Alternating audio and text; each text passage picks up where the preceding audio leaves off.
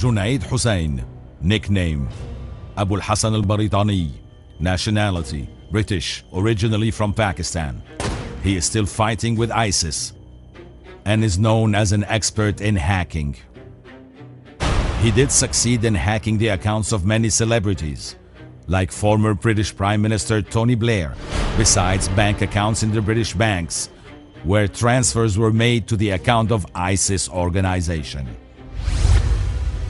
Sally Jones, nickname Hussein al-Baritaniya, nationality British. She is still fighting with ISIS. She was an obscure singer, so she replaced the guitar with the gun of ISIS and replaced the jeans with hijab. She lives in the Syrian city of Raqqa and got married to the terrorist Junaid Hussein. She tweeted, "I will cut the throats of the atheists with my bare hands and will hang their heads on the walls of Raqqa," and included the Quran verse, "Never will the Jews or the Christians be satisfied with thee unless thou follow their form of religion." She added, "Fight them all, there is no religion but Islam."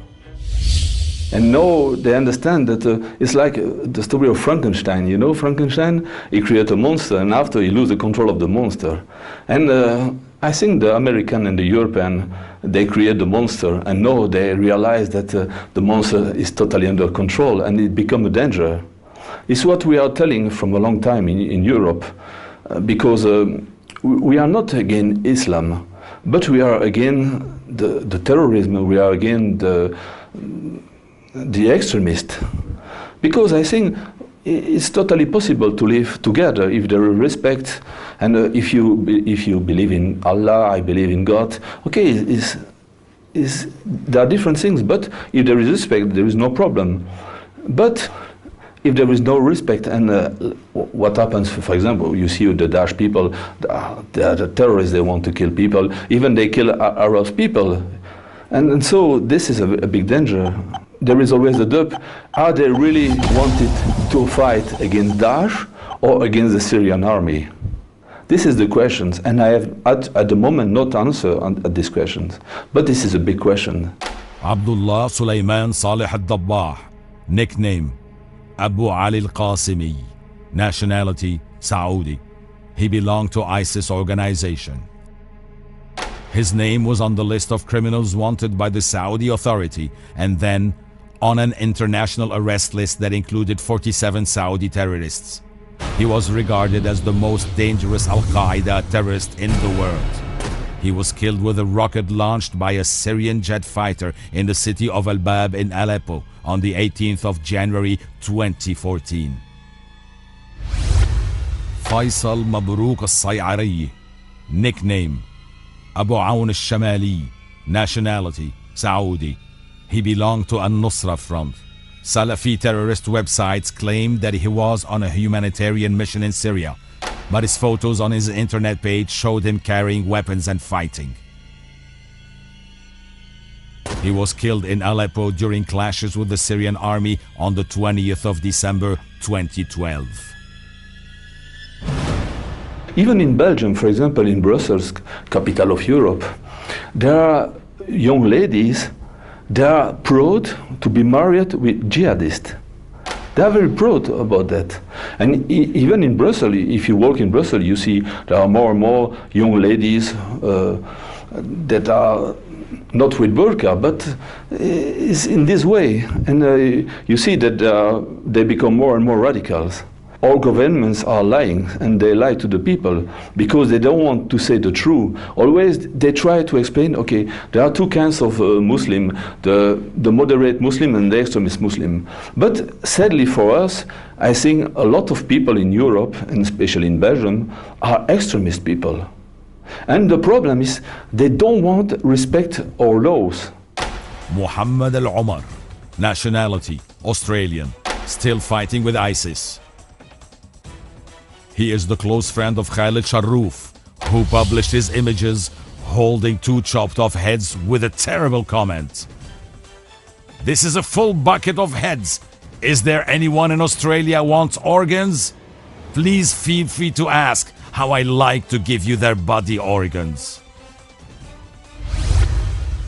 Yusuf Tubrakay al-Turki, Nickname Abu al-Walid al-Australi. Nationality Australian. He is one of the 23 Australians who are monitored by the US and the world, according to WikiLeaks. He is an expert in explosives and bombs. He was killed in Idlib in clashes with the Syrian army on the 30th of December 2012. Je suis aussi là pour marquer le fait que ce pays qui est un pays idéal, dans le sens que je l'entends, c'est-à-dire qu'un pays avec une nation, regroupant les différentes religions, que ce soit sunnite, chiite, alaouite, chrétienne, et ce modèle doit continuer à préexister. C'est un modèle antagonisme à tout ce que les Occidentaux veulent imposer, à savoir l'éclatement d'un pays, ce qu'on est en train de faire en Europe lorsqu'on parle de la Syrie. On ne parle pas des Syriens, on parle des chiites, on parle des chrétiens, on parle des Kurdes, mais on ne parle pas du Syrien. En Europe, vous verrez toujours dans les médias mainstream, vous verrez, il y a les Kurdes qui se battent contre Daesh, il y a que les Kurdes, des chrétiens qui sont persécutés, mais on oublie tout le reste. Comme si les sunnites, et ça il faut toujours le rappeler, et d'ailleurs je crois que l'un qui avait bien rappelé ça, c'était Hassan Nasrallah, en disant qu'il n'y avait pas que des chrétiens qui étaient massacrés, mais en premier lieu des sunnites. قتل من فكر القتلة، وهؤلاء قتلوا من السنة كما قلت في كثير من الخطب. قتلوا من السنة أكثر مما قتلوا من الشيعة، قتلوا من السنة أكثر مما قتلوا من المسيحيين. بدكم جيب لكم إحصائيات وأرقام. قتلوا من علماء السنة أكثر مما قتلوا من علماء الشيعة. عبد العزيز بن سعود السباعي. Nickname الموحد and قتال. Nationality Saudi. He belongs to Al-Nusra Front. He was regarded as one of the most dangerous Saudi terrorists who came to Syria for fighting, and was the most active recruiter of fighters, so he brought so many of them from Saudi Arabia. He was known in Saudi Arabia as a terrorist, so he was banned from traveling. However, he tweeted that he left Riyadh airport with his passport for Turkey without being intercepted. He was killed in clashes with the Syrian army. Mutliq bin Abdullah al-Mutliq. Nickname Abu Abdullah. Nationality Saudi. He belonged to ISIS organization. He fought in I'zaz and Atma. He is the son of General Abdullah al-Mutliq, head of the Officer Affairs Department in the Saudi Royal Guards. He was killed in Deir Atiyah in Damascus countryside during clashes with the Syrian army on the 20th of November 2013. Turkey was put into the field supporting Free Syrian Army, al-Nusra and so on, against the Syrian government. And they did so. They did so also with great support from Qatar, including financial support that they needed. They did so. And doing so, they cooperated with the US as well, because the US also was sending weapons to some insurgent movements, to some terroristic movements in Syria. But now, the crisis in Syria has come to a point where the American plans for Syria include its division into a Sunni and a Kurdish entity. And what they now demand from Turkey is that the Turkish government enters into a kind of coalition with the PKK, the terrorist organization in Turkey. And it shall not only support the Kurdish entity in Syria, but shall develop an entity in our own country. So the Erdogan government has come to a point where if it follows the US orders, it will divide not only Syria, but also Turkey. And they know that that political force who divides Turkey cannot stay in power. So they are reluctant. And that's why there is a huge crisis between the US and the Erdogan government right now. Superficially, it's about Erdogan's insistence on the removal of Assad government. That's what they talk about. But everyone knows that the Turkish military and the Turkish people would not support the entrance of Turkey onto Syrian soil. أبو مجاهد المهاجر الألماني. Nationality German. He belongs to the terrorist ISIS organization and he is still fighting with them so far. Ich habe dann zu Allah viel Dua gemacht, weil ich habe mich unwohl gefühlt. Unwohl zwischen den ganzen Leuten und viele Murtadin unter denen, auch von Jaysh al-Hurr und anderen Gruppen, die Unterstützung der Kuffar bekommen, ihre Waffen und allem. He shows up on YouTube site declaring that he was a member of Al-Nusra Front, but he left it to join ISIS. Abu Usama al-Almani. Nationality German. Und Alhamdulillah, ich habe mich der Karawane des Dschihads angeschlossen, wie gesagt, Allahs Wort das Höchste zu machen. Und wir werden nicht aufhören, bis wir das erreicht haben. Und wenn ihr uns tötet, so werden nach uns Leute kommen, die weitermachen. He is still fighting within the ranks of the terrorist ISIS organization. Free Syrian Army leaders were trained and educated in Turkey. Free Syrian Army fighters were treated in Turkish hospitals. We know that they were crossing all the time the border. There is even some rumors about financial support. It would not be surprising. And there is above all the political support that the Erdogan government gave to the Free Syrian Army by trying to legitimize them and to protect them on the international level. عايد بن مطلق بن فتين العازمي العتيبي. Nickname Abu Faisal. Nationality Saudi. He belonged to Al-Nusra Front. He was one of the most prominent snipers in Aleppo. He killed tens of Syrian civilians of all ages.